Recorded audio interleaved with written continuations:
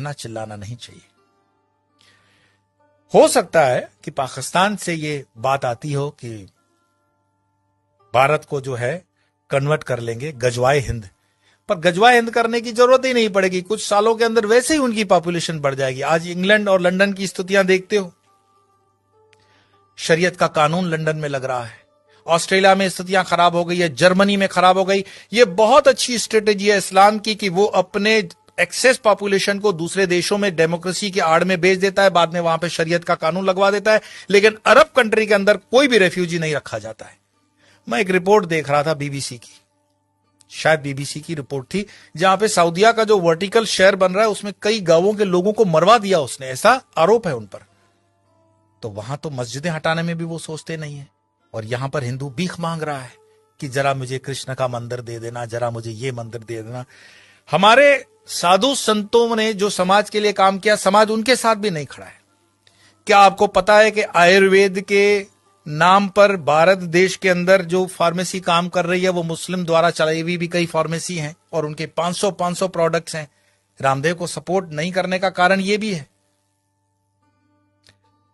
हमदर्द का एक टॉनिक है सिंकारा, उसको प्रमोट करते हुए कम्युनिस्ट पार्टी के कुछ नेता कहते हैं कि यह शक्तिवर्धक है। उनको पूछो तुम्हें कैसे पता चला यह शक्तिवर्धक है, कोई लेबोरेटरी टेस्ट है?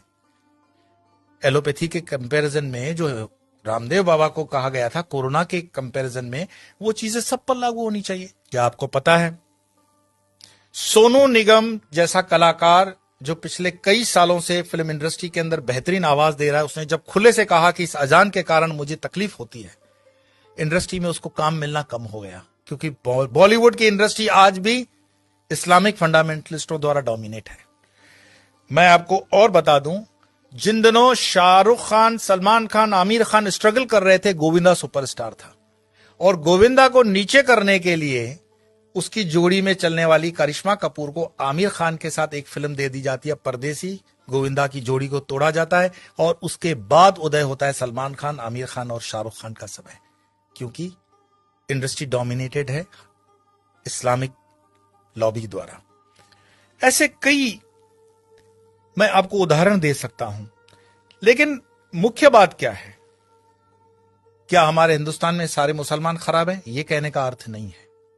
हमारे हिंदुस्तान के अंदर आजम जी, प्रेम जी जैसे भी इंडस्ट्रियलिस्ट हैं विप्रो के, उन पर आरोप भले लगे कि वो मुसलमानों के हितों की ज्यादा सोचते हैं, हिंदुओं की नहीं, पर मैं इस पे नहीं जाऊंगा।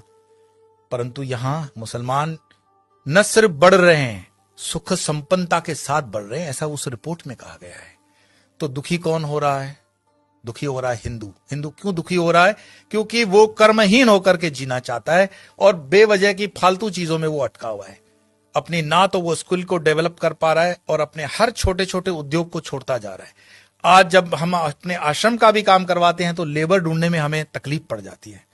देश के अंदर कोई बेरोजगारी प्राइवेट सेक्टर में नहीं है, लेकिन कोई रबिश होते हैं जर्नलिस्ट जो अपना खीसा गर्म करने के लिए, जनता को गुमराह करने के लिए अलग अलग रिपोर्ट्स देते हैं।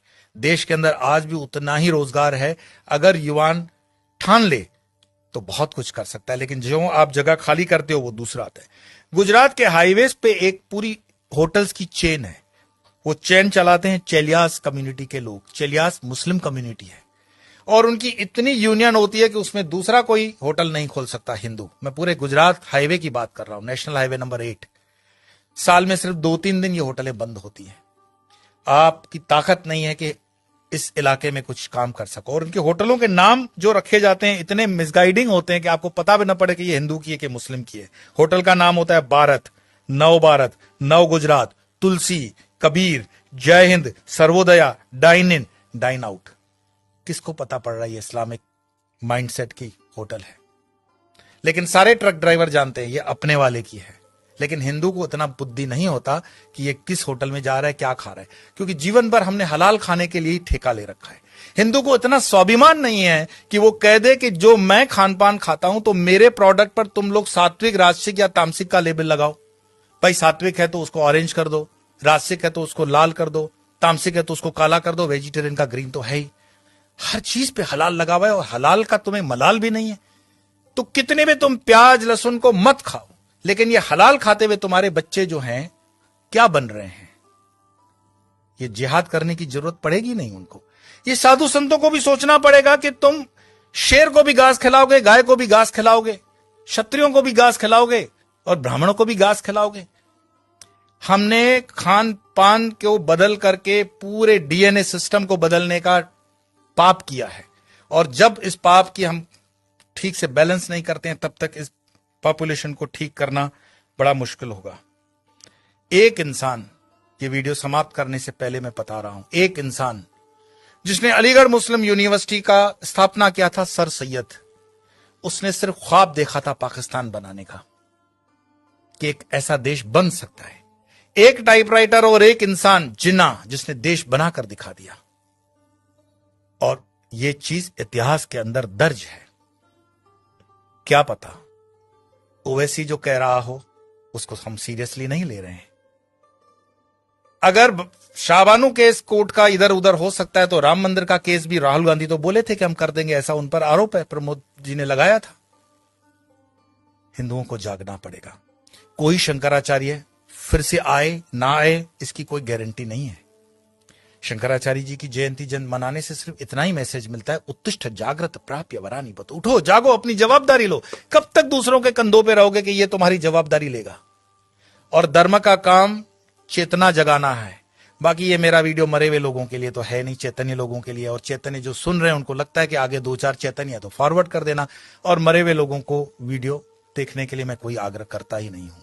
आपके भीतर आपका सनातन जागे, भारत जागे, हिंदुत्व जागे। इसी प्रार्थना के साथ इतना ही, कल फिर मिलेंगे।